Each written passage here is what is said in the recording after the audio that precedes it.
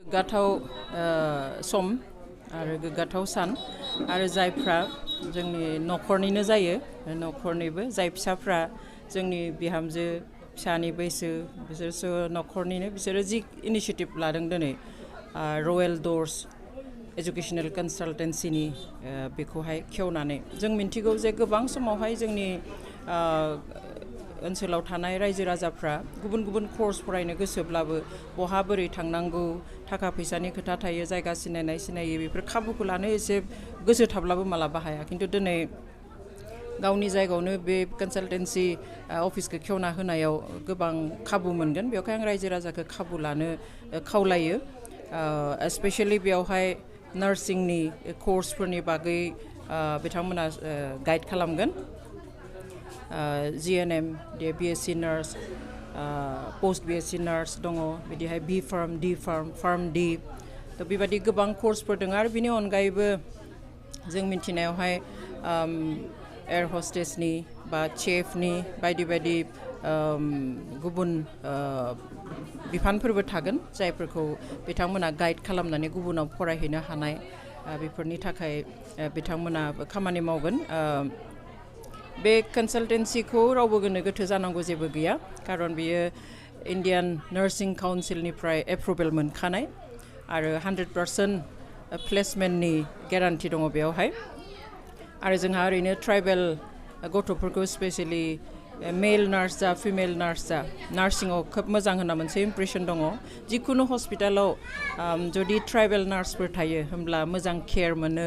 behaviour मोजां रायज्लायनाय अननाय बेखिनिया थायो होनना बयबो बुङो स' बेवहाय गोबां हस्पिटालफ्रा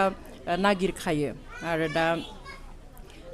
मेट्रिक होनायनि उनावबो जों फरायनो थांनो हागोन हरनो हागोन जोंनि गथ'फोरखौ हायार सेकेन्डारिनि उनावबो हागोन सोरबाया जेनेरेल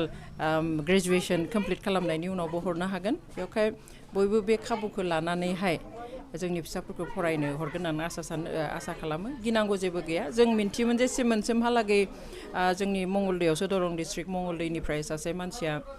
बर' नङै सासे मानसिया बे खामानिखौ मावगासिनो दङमोन गोबां बिथाङा जायफोरखौ हरोमोन बिदिनो बेंगालुरु बा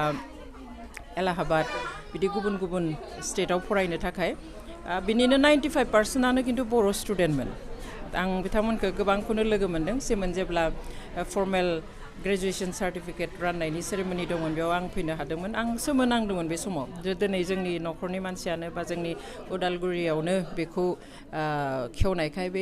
न'खरनि मानसियानो बा जोंनि उदालगुरियावनो बेखौ खेवनायखाय बे इनिशिएटिभखौ लानायखाय आं बे जायफ्रा बेखौ इनिशिएटिभ लादों बिथांमोनखौ आङो साबायखर बावो आरो गासैबो रायजो राजाया जाहाथे बे खाबुखौ लायो फैनानै बेयावहाय दान्दिसे जिरायनानै जुदि गासैबो खोथाखौ सावरायफैयो माबोरै थांनांगौ माबायदिहाय कोर्स सिलेक्ट खालामनांगौ बेफोरखौ गासैखौबो बिथांमोनानो गाइड खालामगोन लोगोसे ST SC स्टुडेन्टसफ्रा आनखि स्कलारशिप मोननायनि खाबुबो दङ आरो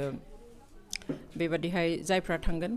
जों हस्टेल जानाय थानाय बेफोर आनखि फार्स्ट टाइम जेब्ला बेनिफ्राय थांगोन बेयाव फ्रि ट्राभेलिं एलाउन्सेसबो होनाय जागोन बेवहाय जेबो गोनो गोथो जायाजासेनो बे कनसालटेन्सि अफिसाव फैनानै बिथांमोनजों सावरायनानै जाहाथे जोंनि फिसाफोरनि इयुन दानायखौ हेफाजाब होयो बिनि थाखाय आङो गार्जेनफोरखौ खावलायो नार्सिंआ डाइरेक्टलि सुबुंखौ सिबिनायनि मोनसे खाबु सुबुंखौ थोंजोङै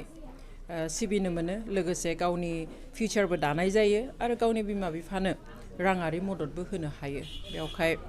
बे मोनसे जितु प्रफेसन बे प्रफेसना थारैनो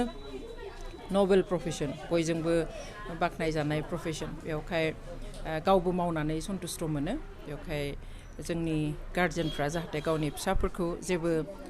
गोनो गोथो जायाजासेनो जायफ्रा बे बिथिङाव हरनो गोसो जाहाथे हरो